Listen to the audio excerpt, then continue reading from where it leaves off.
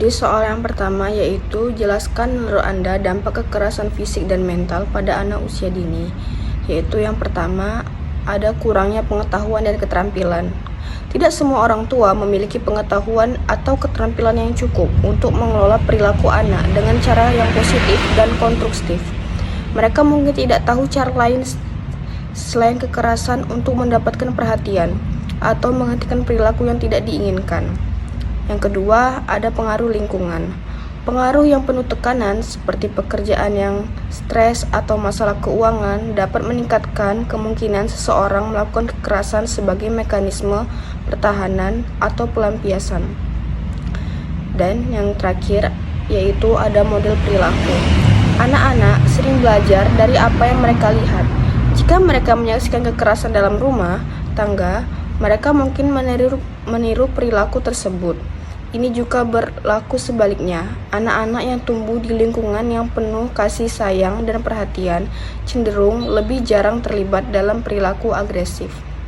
Dan yang kedua, jelaskan mengapa pentingnya pendidikan anak usia dini dalam keluarga.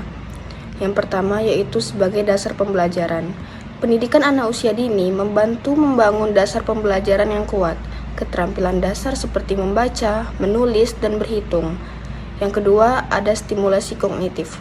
Pendidikan yang tepat merangsang perkembangan kognitif anak dengan memperkenalkan konsep-konsep baru dan merangsang berpikir kritis. Ini membantu anak-anak membangun kemampuan berpikir dan pemecahan masalah. Dan yang terakhir yaitu pengembangan sosial.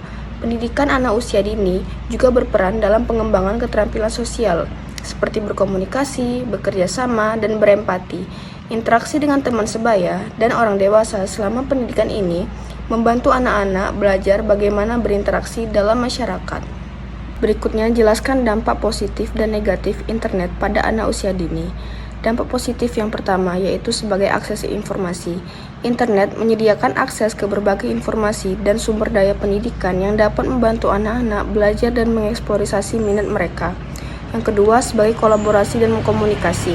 Anak-anak dapat berkomunikasi dengan teman dan keluarga yang tinggal jauh melalui media sosial dan aplikasi pesan instan, memperkuat hubungan sosial mereka. Yang ketiga, pengembangan keterampilan digital.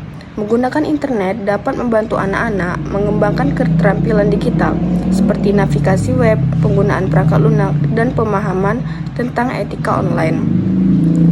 Dampak negatifnya yaitu yang pertama, kecanduan dan penggunaan berlebihan. Penggunaan internet yang berlebihan dapat menyebabkan kecanduan, mengganggu waktu belajar, aktivitas fisik, dan interaksi sosial langsung. Yang kedua, pengaruh negatif pada kesehatan mental. Paparan konten negatif atau cyberbullying dapat berdampak buruk pada kesehatan mental anak, menyebabkan stres, kecemasan, dan depresi. Yang ketiga, privasi dan keamanan. Anak-anak mungkin tidak sepenuhnya memahami pentingnya privasi dan keamanan online, membuat mereka rentan terhadap resiko seperti pencurian data pribadi atau eksploitasi. Berikutnya, jelaskan konsep sekolah ramah anak dan ciri-cirinya. Sekolah ramah anak adalah institusi pendidikan yang dirancang untuk menciptakan lingkungan belajar yang mendukung dan aman bagi perkembangan fisik, emosional, sosial, dan intelektual anak. Konsep ini menekankan pentingnya menciptakan suasana yang menyenangkan dan inklusif, di mana setiap anak merasa dihargai dan termotivasi untuk belajar. Berikut adalah beberapa ciri-ciri utama dari sekolah ramah anak. Yang pertama yaitu lingkungan yang aman dan nyaman. Sekolah ini menyediakan lingkungan yang aman dan nyaman bagi anak-anak, termasuk fasilitas yang bersih, rapi, dan cukup perlengkapan belajar. Yang kedua, pendidikan holistik. Sekolah ramah anak menawarkan pendidikan yang tidak hanya fokus pada aspek akademik, tetapi juga pada pengembangan keterampilan sosial, emosional, dan kreatif. Yang ketiga, metode pembelajaran interaktif. Penggunaan metode pembelajaran interaktif menyenangkan seperti permainan edukatif, proyek kolaboratif, dan kegiatan praktis untuk meningkatkan keterlibatan dan pemahaman anak. Yang terakhir, jelaskan menurut Anda bagaimana pendidikan yang tepat pada anak usia dini di era digital. Yang pertama, penggunaan teknologi yang bijaksana.